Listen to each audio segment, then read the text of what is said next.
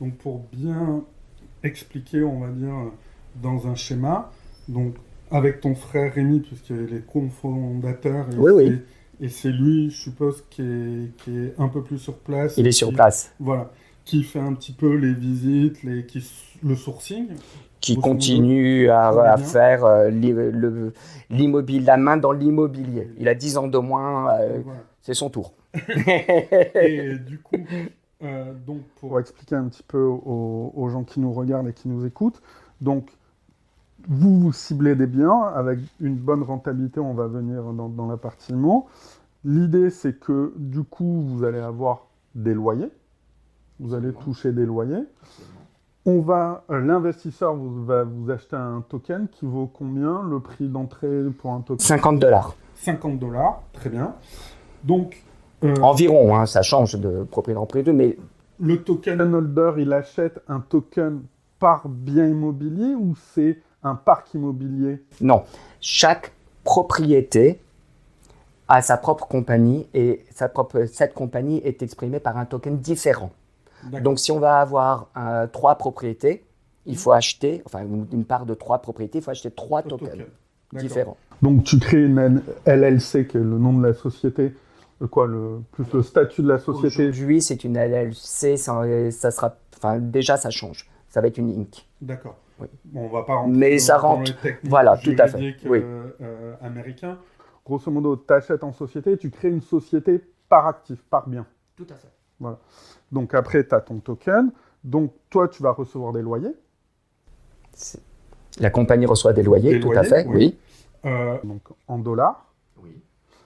Déjà, j'ai oublié une question. Pour payer ton token, je peux te l'acheter en euros ou est-ce qu'il faut que je te l'achète en dollars ou en crypto? Alors, le bien est dénommé en dollars US, c'est de l'immobilier. Oui, oui. On le paye comme on veut. On peut le payer avec sa carte de crédit. On peut envoyer des cryptos. On peut Donc faire... un investisseur peut acheter le token sur n'importe quelle devise.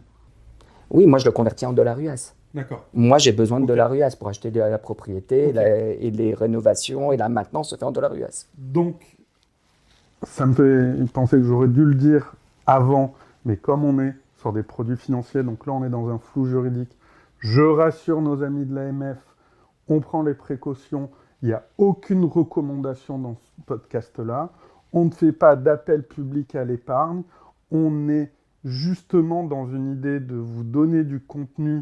Pourquoi? Parce que dans ce qu'on appelle la communauté crypto, on a cette expression Dior, do your own research. Mais j'estime que mes clients qui n'ont pas le temps, de certaines personnes qui sont jeunes, qui ont un peu plus de temps, pas d'enfants en bas âge à gérer, pas tout ça, n'ont pas le temps de faire. Donc on vous donne le plus de ressources possible en étant le plus pédagogue. Et Dieu sait que c'est pas facile, mais on essaie. Donc prenez votre risque en état de cause. On va lister un petit peu les risques de manière totalement impartiale. Et ce qu'on peut voir, que comme un investisseur français qui va te payer en euros, il peut avoir déjà un risque de change sur son placement, puisque toi, tu vas le convertir en dollars. Absolument. Voilà. Donc ça, c'est un premier risque. C'est une première amorce. Voilà. Absolument. Donc, rappelons également qu'on va parler de performance, qu'il n'y a jamais de performance élevée sans risque élevé, et qu'on parle toujours de performance passée et jamais de performance future, parce que croyez-moi, si j'avais la possibilité de vous donner des performances futures, je ne ferais pas un podcast gratuit et je vous les facturerais très cher, ce service-là. Il y en a dans la finance décentralisée qui disent qu'ils ont développé un algorithme d'intelligence artificielle qui prévoit le futur. Voilà. Voyons donc. Exactement. Donc oui, pour revenir, donc moi je t'achète en tant qu'investisseur un token. Toi, tu vas me donner au prorata temporis de mon token les loyers. Absolument. Voilà, ce qui me donne mon rendement. Net. Net.